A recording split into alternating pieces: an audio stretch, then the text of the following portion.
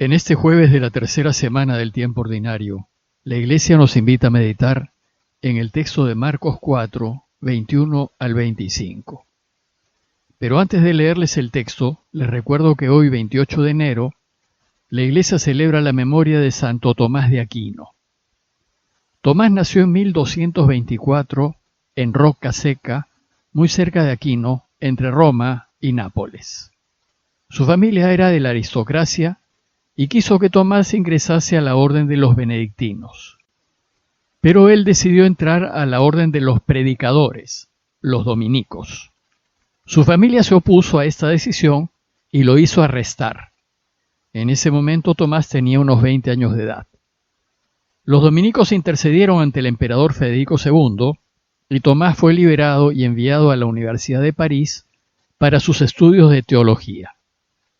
Por su inteligencia brillante, a los 32 años llegó a ser maestro de la cátedra de teología en la Universidad de París.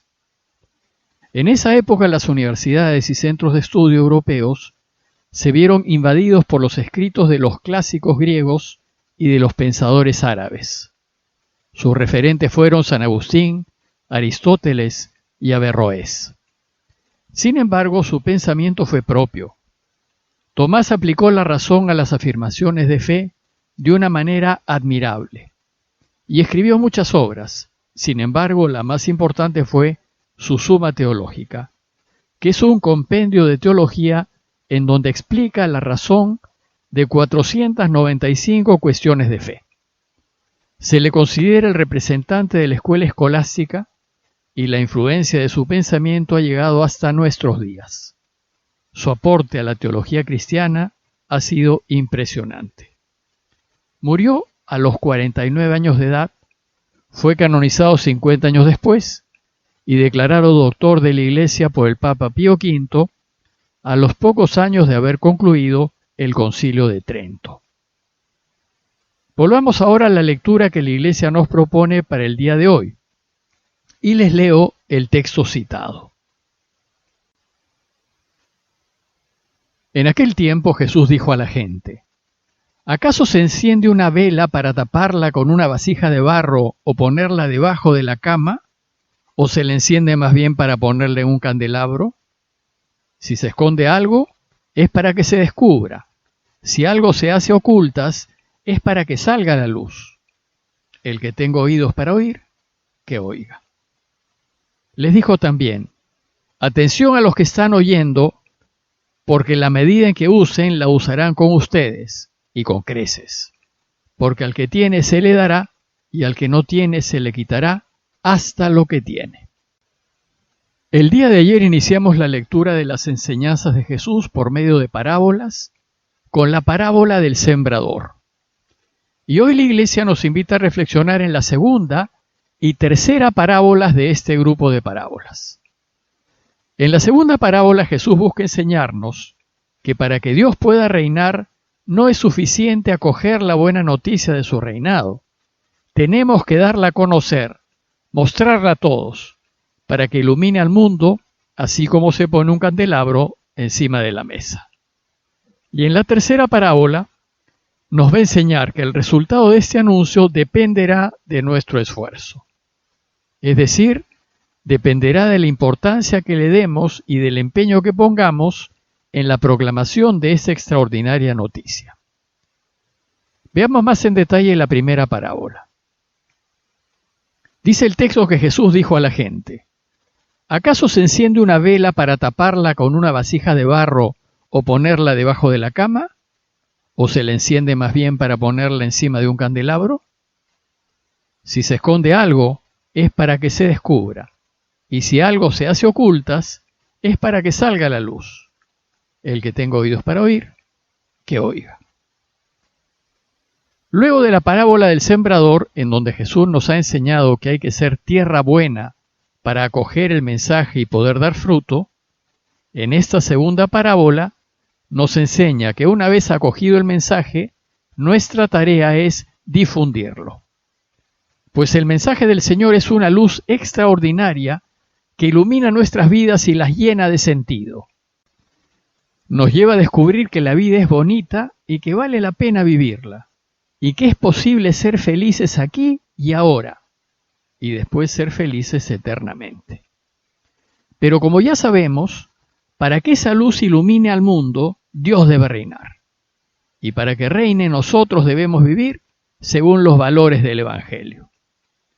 Bueno, pues resulta que la luz del mensaje de Jesús es tan deslumbrante que sus enseñanzas no las podemos mantener solo para nosotros.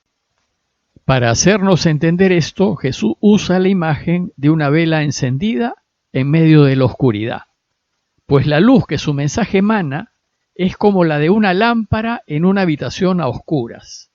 La ilumina toda. Y entonces, ¿qué debemos hacer? Debemos hacer lo que se hace cuando se enciende una lámpara. No se la esconde.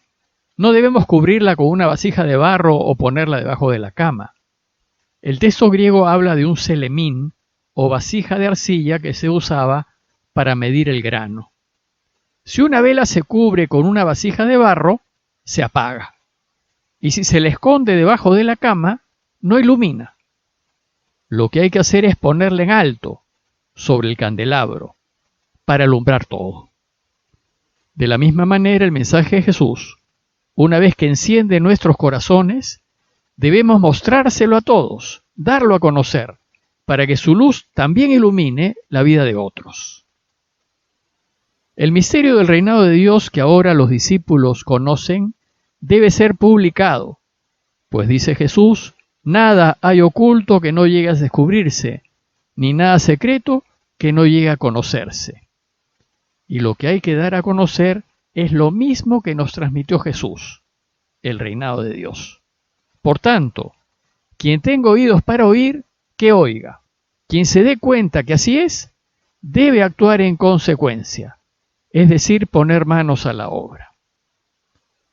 Y enseguida Jesús les cuenta la tercera parábola. Dice el texto que les dijo también, atención a lo que están oyendo. La medida que usen la usarán con ustedes y con creces.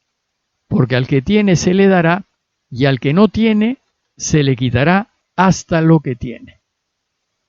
Jesús empieza esta parábola pidiendo atención. Pongan atención a lo que están escuchando. Y lo que están escuchando es que la extraordinaria noticia del reinado de Dios hay que proclamarla a todos los vientos. Y esto supone esfuerzo de parte nuestra. Esta tercera parábola de Jesús subraya la necesidad de poner todo el empeño posible en la difusión de su mensaje. Entregarnos completamente al anuncio. No podemos ahorrar esfuerzos. Pues como dice Jesús, con la medida con que ustedes midan, Dios los medirá y todavía más. Es decir, si nos entregamos al anuncio con reservas, Dios se nos dará con reservas. Pero si nos entregamos generosamente dedicándonos de lleno a anunciarlo, Dios no solo se nos entregará generosamente, sino que nos dará todavía más. Con creces, dice el texto. Él espera que nos demos al máximo. Y hemos de hacerlo convencidos de que nos compensará en la medida de nuestra entrega y todavía más. Pues al que tenga se le dará, al que se entrega se le compensará, al que dé se le devolverá. Pero para poder dar hay que tener una vida intachable. Debemos ser hijos de la luz, amantes de la verdad y fieles en hacer la voluntad de Dios. Tenemos que ser consecuentes, vivir lo que decimos, vivir como Él quiere que vivamos y hacer de nuestras vidas ejemplos de lo que Dios hace cuando reina. Si vivimos lo que anunciamos, Dios efectivamente podrá reinar y cambiar nuestras vidas y nuestro entorno. Y solo podemos recibir cuando hayamos hecho realidad el mensaje del reinado de Dios en nuestras vidas.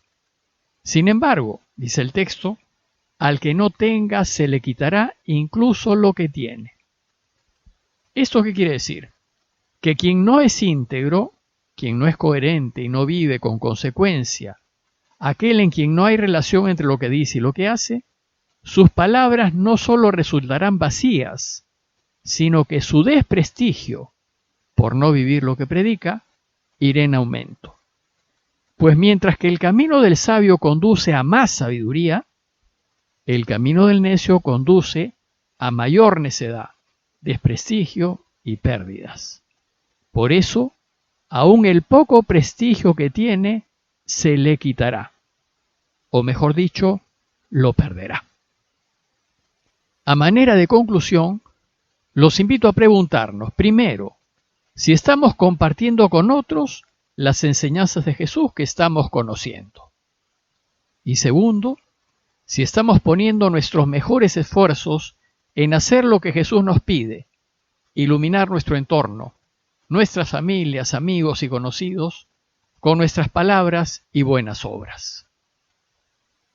Pidámosle pues al Señor su ayuda para conocer más profundamente la excelencia del reinado de Dios, a fin de apasionarnos con su mensaje y difundirlo, poniendo todo nuestro empeño en hacerlo.